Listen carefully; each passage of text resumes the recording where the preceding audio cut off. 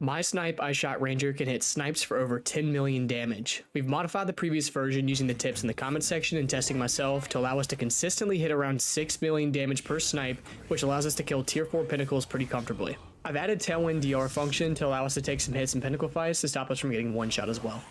Map bosses will also go down in a single shot every single time, and it doesn't require any gear swaps or skill gem swaps. I provided a link to the written guide on Mobalytics in the description, so be sure to check it out. Now let me break down how we're mapping and bossing. So the mapping for the build is very nice thanks to Spiral Volley and Ice Shot. Ice Shot will clear regular mobs and generate us Frenzy Charges thanks to Combat Frenzy. Once we generate a few Frenzy Charges, we can use Spiral Volley, which will now be amplified to do more damage and ricochet between targets. The Deadeye Ascendancy node Thrilling Chase will act as if consuming double our current charges, which will make our Spiral Volley wipe maps with ease. Our movement speed, skill speed, and evasion are all amplified by Tailwind and Wind Dancer, which helps us move fast and stay alive. If you happen to have Spirit on your body armor, you can also run the Roa mount, which will allow you to use Ice Shot off its back, but just remember that you can't use Spiral Volley off its back as it'll kick you off. Now the way that we hit so hard on bosses is due to how Snipe functions. Snipe will have a guaranteed crit if we hit the perfect timing window, so we can use a second weapon set that's spec'd in the crit damage bonus to allow our crit damage bonus to go over 2100%. We can then repeat those supercharged snipes by using Barrage, which will empower and then repeat our bow attacks. This allows our snipe to fire a total of 13 times in a blink of an eye, which is how we hit so hard. We'll boost our damage as well with Sniper's Mark, which will increase the next crit's damage bonus. All this combined is how we manage to one-shot bosses. So now that I've explained the mechanics of the build, let's get into the skill gems and support gems. So here we are on the iShot Ranger, and I'm going to go ahead and show off that we are using weapon sets. We are using Snipe on weapon set 2, and all that you have to do is go to your Snipe and have it checked off as weapon set 2, and you can have your other skills checked off as weapon set 1. And what this will do is, whenever you use your Snipe, it'll auto-swap for you, and whenever you use any other skill, it'll auto-swap back, so you don't have to worry about hitting a weapon set swap button or anything like that. So, Ice Shot is our main clear speed ability whenever we're not having frenzy charges. It will freeze targets to generate frenzy charges via Combat Frenzy, so it's a really nice skill.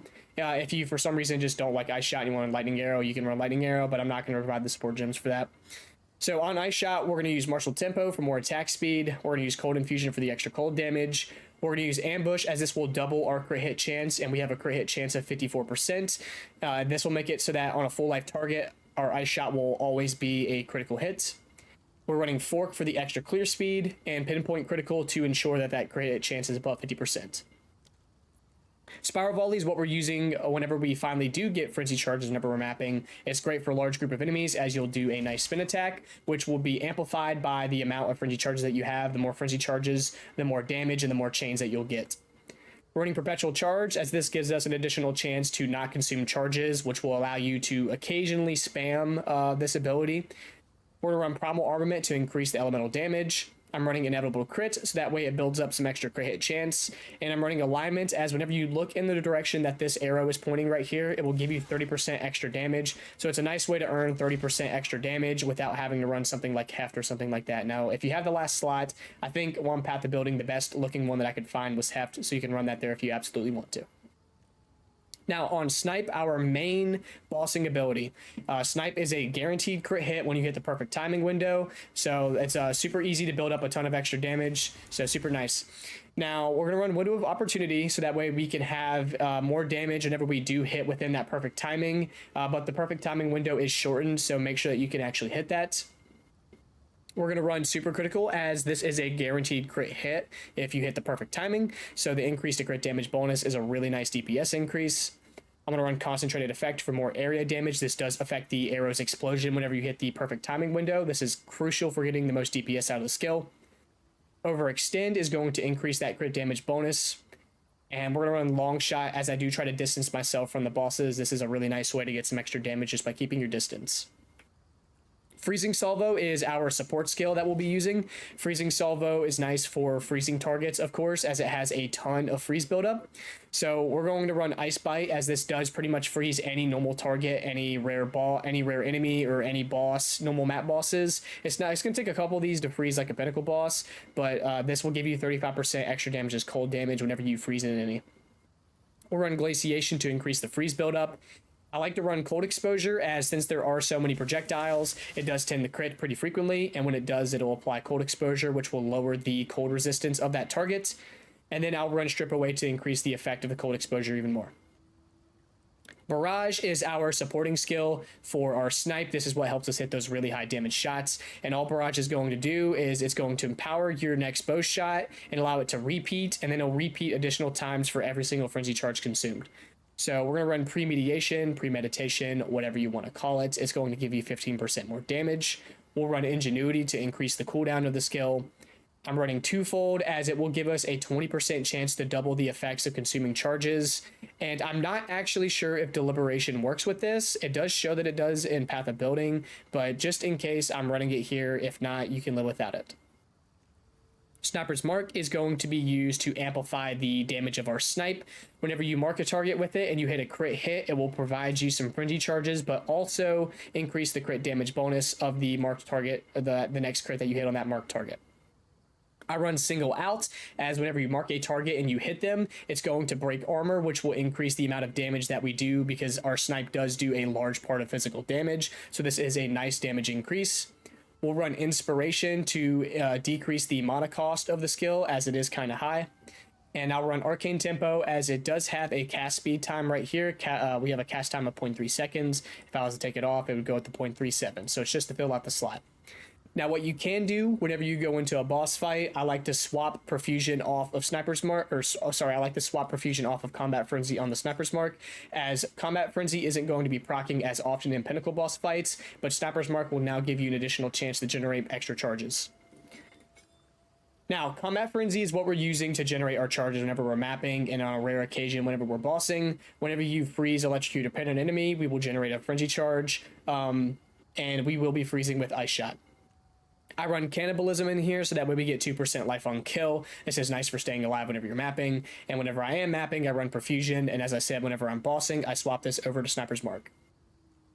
Herald of Ice is a support skill for increasing our clear speed, as it is going to cause frozen enemies to shatter on death and do a explosion, which will increase your clear speed. I am running Magnified Effect to increase the area of effect. I'm running Reach to also increase the area of effect, and don't worry about the accuracy penalty, as you can see that we have we're going to hit every single time. We're at 100% on all three of the distances, so you're good to go. I'll run Cold Mastery to increase the level of it by 1, and I'm running Cold Pin to help penetrate some extra cold resistances to do some extra damages on cold resistant enemies. Now, I'm also running Wind Dancer. Wind Dancer is going to be used to increase our evasion up to, I'm at 87% right now. And we're going to run Wind Wave, Blind, Maim, and you can also run Pinned in here. I'm running Wind Wave as whenever this does trigger, it will knock back the enemies and push them away from us to allow us to escape. And then Blind will decrease the accuracy of the target, allowing our evasion to help us not get hit. And then Maim will lock them down. Pin is also nice to also help lock them down. Now, if you do happen to have Spirit on your body armor, you can run the Roa mount, and you could take off one of these skills right here, or get your hands on an unset ring and run a Roa mount for whenever you're mapping, because it will allow you to shoot your Ice Shot without having any movement speed penalties, but that is completely up to preference. So now that I've explained all of the skill and support gems, I'm going to go ahead and break down the gear. All right, so for the gear, we are using weapon sets, like I said, so I'll go ahead and show off both weapon set 1 and 2's bows and quivers. So for my mapping bow, what I like to do is I would like to have a dual string. I do not happen to have a dual string right now. It is nice for getting that extra arrow to help you clear a bit faster. But the main things to prioritize on your mapping bow are going to be high damage and your crit hit chance. So you can see that I've got plus to crit hit chance. This is going to help ensure that your mapping skills like Ice Shot and Spiral Volley will crit more often to help you do some extra damage. So high damage, high crit chance is going to be nice. If you can happen to get crit damage bonus, some nice life or mana on kill, that's also really good there. I don't recommend getting level projectile skill on this bow, as it will increase the mana consumption of your skills pretty heavily, and we don't want to be running out of mana whenever we're mapping or having to spam our mana flask. For the mapping quiver, I do like to run one that has crit hit chance as the implicit, which is the visceral quivers. These are really nice for increasing your crit hit chance. I run flat damages, and I have +2 level projectile skill. I would ideally like to only have like +1 or not a level projectile skill here. This could be substituted with crit hit chance. I like to run attack speed, and then I have crit damage bonus for some added extra damage. Now, on weapon set 2, this is our snipe ones. It is crucial that you do a couple things. So on the bow, it is important that we run crit damage bonus, which will be Soul Cores of Takaba. They are pretty pricey, but this will get you the most damage out of your snipe as possible. It's important to prioritize high damage, and we're going to want to get level of projectile skills as high as we can. So I have currently a +5, but a +6 would be nice. Attack speed, crit damage bonus is also nice. Crit damage bonus will increase that snipe damage a ton, and attack speed is so that the animation for the snipe is also faster. For the quiver, I'm running an attack speed one as the implicit. I do happen to have a corrupted one with crit damage bonus. You're going to want flat physical damage, flat cold damage, flat lightning damage, anything of that sort. I do have increased projectile speed, but I do have the skill on the passive skill tree that modifiers to projectile speed and also increase my projectile attacks damage. So this is fine here. You could also go with damage with bow skills. I'm running +2 level projectile skill, which you're going to want, and then increased crit damage bonus. I also have dex on here to help me fill out my dex requirements. So attack speed would also be fine here. But those are what you're going to want to prioritize on your mapping and your bossing bow and quivers. Now, for the gloves, I like to go with max life on every single piece of gear. This particular set, I am running energy shield gloves. You're going to want to run energy shield gloves to try to increase that hit pull for yourself. I have accuracy rating because since we are keeping our distance on our snipe, we are going to want to have a little bit of accuracy rating somewhere, whether it be on your rings, your bow, your gloves, your quiver, something of that sort to ensure that whenever we're doing our long shots, that we are hitting and we're not having a chance to miss. Like I said, run max life to increase our hit pull. I'm currently over 2k. I got life on kill, and I have dexterity to help us hit our dex limit, and then I have resistances. For the helmet, you're going to want to run a energy shield helmet as we run subterfuge mask. So the higher the energy shield on the helmets, the bigger boost to evasion that we'll get. I would try to get one that's somewhere in the 300s, but this is what I could get at the time whenever I built it. I do like to get max life on all of my gear, like I said, so I have +176 to max life to ensure that I stay alive. I'm running crit hit chance to ensure that whenever I'm mapping, my skills are going to crit as often as possible. And then I have some resistances, but you could also get some attributes here. For the body armor, I'm running pure evasion as we do have a node that will double the evasion rating on our body armor. You're going to want to run max life, of course, to increase our hit pull, get your resistances, and get your stats filled out here. For the boots, you're going to want to run as high movement speed boots as you can. I am running a pure set of evasion boots, but you could run EVES boots here, no problem. Of course, you're going to want max life on all of your gear. I have 100 on here, try to get around that value, and then I fill out my resistances, but you could also go dex here if you wanted to. For the belt, we are going to run max life, max mana, and then resistances. I also like to get 3 charm slots. That way I can run a freeze, stun, and you can run any charm, but I am running a grounding charm to prevent me from being shocked here. For the rings, I'm running rings that are going to have flat damage on them, stats like attributes, and then our resistances. So that's what I'm running on both rings. I also have a little added accuracy here, but this is super nice for the flat damages are going to be super nice for increasing your total DPS. And then of course you're going to want to fill out your resistances as best as you can, and then some attributes to ensure that you're meeting the dex requirements. Now, my amulets, I do run 2 amulets as I want one for mapping and one for bossing. This isn't required, but this is what I like to do to ensure that I'm having the best mana cost whenever I'm mapping and the best damage whenever I'm bossing. All that you really have to look out for is one amulet needs to have crit damage bonus or crit hit chance, and the other one needs to have +3 level projectile skill. Stats to prioritize is going to be a spirit, of course. That way you can run some extra spirit gems or support gems in your spirit gems.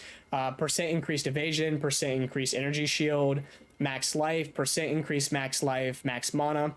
Crit damage bonus, crit hit chance, attributes, and your resistances are going to be ideal.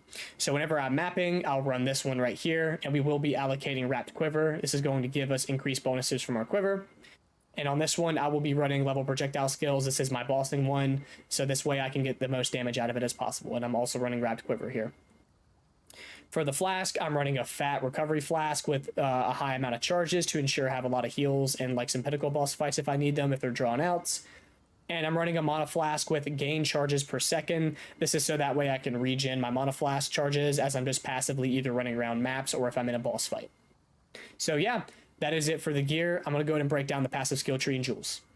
So here we are on the passive skill tree, and what I'm going to do is I'm going to switch over to my path of building as it's much easier to see the colors of the weapon set points on path of building. They're much more vibrant here so that we can see them a bit easier so I can explain them a bit better. So for the Ascendancy, we are running Deadeye. And what you're going to want to do with your first set of ascendancy points is you're going to want to get Tailwind, as Tailwind is going to give you 1% move speed, 3% skill speed, and 15% evasion per stack up to 10 stacks. So that's 10% movement speed, 30% skill speed, and 150% evasion rating just by running around and shooting your skills, like using your skills. You'll also get small skill speed nodes, and you'll get Wind Ward, which will give you 3% less damage taken per Tailwind up to 10 stacks. So that's a 30% damage reduction, which you can see it will increase our maximum hit pool by 30% across the board. For your next 4 ascendancy nodes, I recommend that you get this node over here, as it is going to give you a 30% chance that if you would gain a frenzy charge, you instead gain your max number of frenzy charges. This is going to help you whenever you're mapping to give you a nice chance to possibly just shoot an enemy, and next thing you know, you have 5 frenzy charges instantly. We're also going to have small nodes to give us frenzy charge duration to make them last longer, and then we're going to be getting Thrilling Chase with the last set, as it'll make it to where whenever you're consuming frenzy charges, it'll act as if consuming twice as many frenzy charges. This will double the effects of Barrage and double the effects of our Spiral Volley, so super nice to get. So here's a nice zoom out for anybody that just wants to copy. I'll give you a second just to take a screenshot or pause the video. And with that, I'll get started. On the Mobalytics guide, I have shown off the notable order that I like to exactly go through. I'll try to follow it as best as I can here. So we're going to want to go with these projectile damage nodes, and the reason that you want to go projectile damage over attack speed, as this is going to give you a bigger single hit damage increase on your snipe. We'll of course grab Opponent Instincts for the extra dex and attack speed and projectile speed. We'll throw our weapon set 2 points, our bossing ones, on the projectile damage nodes right here, and we'll use our regular points going down this way right here. You're going to want to first grab Master Fletchling, as this is going to give you 20% bonus from Quiver along with a small boost right here. And then you're going to want to come down and grab this node right here for Primal Sundering, as it will give you a damage penetrates 12% of elemental resistances, and this is crucial. You'll need these. As you work your way down, you'll spend your weapon set 1 points, which is going to be your mapping set, on evasion and movement speed. And then you can spend a normal skill point for this first node, and then spend weapon set 2 points right here for all these crit damage bonus nodes. Now, the reason why we have these on weapon set 2 and not spec in general, as you get a 15% reduced global defenses, and we don't want this whenever we're mapping, as this will lower our hit pool. So coming down this way, we have our first jewel, and what I'm using here is a jewel with damage penetrates cold resist and then crit damage bonus. That is the most important things on this jewel. You could also run a unique jewel that maybe will let you allocate nodes around a certain area, such as Zealot's Oath or something like that, but I do like to just go with a normal rare one here.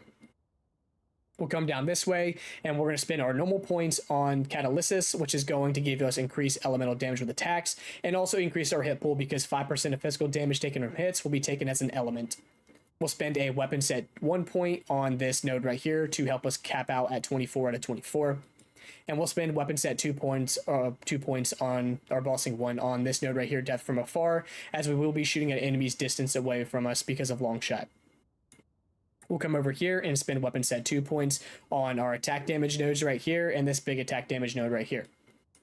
We'll come down this way, spend regular points to this point, and then right here will be weapon set 1 nodes where we have skill speed and movement speed.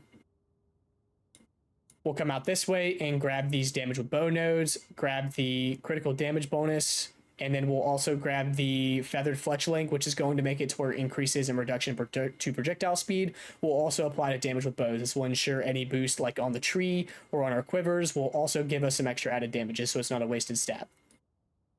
You're going to want to make sure that you're spending your regular points here on the Herald nodes, as Coming Calamity will give you increased cold damage while affected by Herald of Ice. You'll come up this way, and then you're going to spend your weapon set 1 point, your mapping ones, on the Frenzy Charge nodes to give us +2 maximum Frenzy Charges. And then we're going to want to spend our points onto the evasion nodes, the evasion and dex node, and double the amount of evasion on our equipped body armor. We'll come over here and spend our our normal points on all of these nodes right here, all these crit ones, and then the singular last one right here will be on weapon set 2. These are crucial for getting some stats, some extra added crit damage bonus, and the increased to crit chance. For this jewel right here, we're running a Time Lost. I do recommend that you get a Time Lost. It doesn't have to be any bigger radius. It can just be a normal small radius Time Lost. I have evasion rating, and I have crit damage bonus and attack speed with bows. You can see that it's giving me 300k full DPS, so it's a really nice boost to not only your defenses, but your attack damage here. If you can't get your hands on a Time Lost, there's no shame in running a normal rare jewel here. Weapon set 2 points, our bossing ones, will spec out here and grab all these crit damage bonus nodes right here to increase our snipe DPS. After that, I'm going to recommend that we come up this way. So we're going to get all these elemental damage nodes, chance to shock, and increase damage for each type of elemental element on an enemy. We will be chilling and shocking, so that's a nice 30% overall damage increase. We will grab these damage penetrates cold resistance nodes, and this last one will give us 15% and plus 10 to intelligence. We'll come out this way in our weapon set 1 points. We will grab subterfuge mask for the increased defenses, so that way we'll get plus 2 evasion per 1 energy shield on our helmet. We'll spend our regular points on these attack damage and blinding strikes. We'll come out this way and spend our regular points on Essence of the Mountain. This will give you 5% damage as extra cold damage and some more freeze buildup. We'll come out this way and we'll grab these crit nodes. We'll spend all of our points grabbing all of these crit nodes. And this one right here will give you increased crit damage bonus if we've dealt a non-crit hit recently.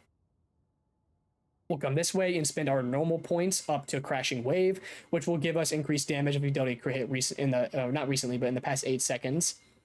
We'll then spend our weapon set 1 points getting the crit hit chance, the flow like water, and the increased defenses. Weapon set 2, our bossing one, will get the 5% damage as extra lightning. This was the best bang for your buck node here on Path of Building for that 5% extra damage. It will also increase our chance to shock. We'll come out this way, and I recommend you get this Shul Socket for a 2% mana on kill gem. Damage penetrates cold resistant, and then you can either go crit damage bonus, cold damage, elemental damage, anything of that sort there. Come up this way, grab all of these crit nodes right here, as these will give us some attributes. And then grab this one right here to give you increased damage if you dealt a crit hit in the past 8 seconds and some extra crit hit chance. Make sure you pick this node up here and not this one down here, as this is just crit hit chance. This will give us increased damage if you dealt a crit hit recently. Weapon set 2, or bossing, will do the 2 crit damage bonus nodes. And I recommend with your last couple points, you'll spend a normal point here, as we've already run out of our weapon set points, and you'll go weapon set 2 for attack damage and attack damage when on full life, which we should be whenever we're in a boss fight. And yeah, that is it for the tree right there. So now I'll go ahead and get into a mapping demo, a bossing demo, and a pinnacle bossing demo. All right, so here we are on our tier 15 Waystone. It's a gold one, and we have it irradiated for +1 monster level in the area. And I'll go ahead and get in there and show you. All right, so here we are on the map, and what we're going to be looking to do is we're going to start generating our frenzy charges. So you can already see by using Ice Shot, we generated 5 frenzy charges. What I'd like to do is walk up and let a whole bunch of enemies gather around, and then I'll pop my Spiral Volley, which will do a ton of clear in the area around me. And that's what I like to do. I like to walk around, pop my Spiral Volley, and now you can see I'm back to charges. So we'll wait, gather up some enemies, pop it again, and that's what you can do is just walk around and you can hit your Spiral Volley. Just let some enemies group up so you get the most out of the skill use, and you'll be good to go. You can pop your Ice Shot whenever you need to generate some extra charges, and then just mix in some Spiral Volleys whenever you need to. So the mapping is pretty straightforward, pretty easy, and the Spiral Volley will handle like most rares, anything like that. If you run into a particularly tough one, you can hit it with a freezing salvo to help kind of freeze them or something, whatever you need to do really. But mapping's really simple, and with that out of the way, I'll go ahead and show off a bossing demo. So here we are for the map boss demo, and I'm over here on my media player, so that way I can break down exactly every single step of the way whenever I'm fighting a boss, so that way you can replicate exactly what I do. So what I like to do is whenever I'm entering the boss fight, I like to try to have max number of tailwind stacks for the extra skill speed and everything. And I do like to try to have 5 frenzy charges as I enter the fight. Now, if you don't happen to have 5 frenzy charges whenever you're entering the fight, what you can do is you can mark the boss with sniper's mark and shoot them and repeat this process until you have 5 frenzy charges, as this will generate a frenzy charge whenever you hit a crit on the boss. So now that you have your 5 frenzy charges, you're going to start the boss. And the first thing that I like to do is pop my freezing salvo to apply cold exposure and possibly freeze the boss. So with that, you can see that I've now shocked the boss, I have chilled it, and I have lowered its cold resistance with cold exposure. I had a good bit of freeze buildup, but not enough to freeze the boss, as I did miss a couple. So now that I've done that, I have applied my sniper's mark to the boss, which is going to make my next crit hit deal extra bonus crit hit damage. So I'm then going to pop my Barrage, which will consume my 5 frenzy charges and give me 12 repeats of my snipe. I'm then going to charge up my snipe and one-shot the boss. I'll play it back in full time for you to see. So we have frenzy charges. I'm going to freezing salvo. I'm going to sniper's mark. I'm going to Barrage, and then we will snipe. So yeah, the map bosses are really simple. I don't swap my amulet whenever I do map bosses, as we don't need that much damage. It's just overkill for these guys. Now you may need to if maybe you don't have some solid enough gear, but you should be well off enough that you should be one-shotting the bosses with no problem. So now I'll go ahead and get into the Pinnacle boss demo. All right, so here we are on for the Pinnacle boss demo. And what I've done is I've pulled up my Twitch clip where I hit over 10 mil on my snipe, and I also have the clip of me actually fighting the entire Pinnacle boss to show you. So I'm going to explain how I hit over 10 mil on this Zesht instance right here. So what I've done is I've generated myself 5 frenzy charges like normal. I've applied my snipe, or sorry, my critical weakness to the boss and everything like that. But what I did is I mixed in some Warcry text with Enraged Warcry or Enraging Cry to give me rage on use. This is a way that if you have an unset ring, or if you want to take off like, you could take off like a Wind Dancer or Combat Frenzy in a Pinnacle boss fight, and you can throw this on to generate you some extra damage. But it's the exact same loop as my normal Pinnacle bossing, but all I did was apply rage to it to give us an extra like 20-ish% damage increase. If you do it right, you'll end up with 30 rage, but I clearly missed one of my infernal cries on the boss here. But that's all I do is I apply my sniper's mark, I pop my barrage, and I'll hit him to hit pretty much 10.3 mil. Now, for the actual Pinnacle boss fight itself, the entire one that you'll probably normally have happen, the more realistic one, it's kind of the same principle. What you'll do is you'll start the boss fight with Zesht, and you're going to make sure you have, of course, as much tailwind stacks as possible for the most movement speed in the boss fights. And you're going to start applying your sniper's mark and shooting him to generate frenzy charges, because this is the only way to generate them while in this fight. So you'll see I hit him once and I generate 2 frenzy charges. I'm going to reapply my mark. Same thing. And I'm going to do this until I have 5 frenzy charges. So I've now generated 5 frenzy charges. I've broken a bit of his armor. I'm going to apply my sniper's mark. I'm going to pop my barrage, and I'm going to hit him with a snipe. So I hit him with my freezing salvo to apply my cold exposure, and apply chill and also shock. You can see that I've shocked him there. I will apply sniper's mark and let him do his attacks. And then I'm going to pop my barrage, make sure that he's marked, and then use my snipe. And that hit for a solid 6.1 mil. And that is about the average damage without doing the rage tech, is about, 5 to 7 mil is pretty consistent. So that's all I'll do throughout the entire fight, is I'll just keep applying my sniper's mark to ensure that I'm generating my frenzy charges. And once we're good to go, I'll hit him with my snipes repetitively until he's dead. So that time we hit 6.7 mil. And same thing, this is about, I think, a 2-minute boss fight, it looks like, because the first, 2 minutes is me getting up here to the actual boss fight itself. Yep, we hit one here. I get into position, barrage, snipe, we hit 5.9 mil. I'm going to let him do his attacks, run around, generate some more charges. So, right here, I'm getting ready to do another snipe. So you can see I got my 5 charges, I got my tailwind, I have marked him, and I'm going to barrage. And thanks to the node with tailwind that give us 30% less damage, we can survive one of these big slam attacks. You can see right here, I'm going to get hit by one. We're going to hit for close to 5 mil, but we do survive the slam and hits from the little chill thing right here as well. So that's why that node for across from tailwind is so important. But same thing, I'm just going to keep applying my marks and everything and get my frenzy charges, and I'll finish the boss off here in a second whenever he's done spamming all of his attacks. Get into a good position, I'll mark him, I'll let him do his big attack, I'll pop my barrage, and then I'll snipe him and kill him for the tier 4 kill. So yeah, I hope I was able to explain the mapping, the bossing, and the Pinnacle bossing well enough, and yeah. So that is going to be it for the video. I hope you guys enjoyed the build. The goal here was to not do, a kind of meta Deadeye, and I feel like we did a pretty good job here. So I hope you enjoyed it. Let me know what you think in the comments. Give me any tips. I will improve this build again if I can, if I get enough tips or kind of tricks or whatever, if I figure out some new tech. So yeah, be sure to let me know what you think about the build, and make sure you check out the mob analytics guide in the description. And I really hope to see you guys in the next one. Y'all take care.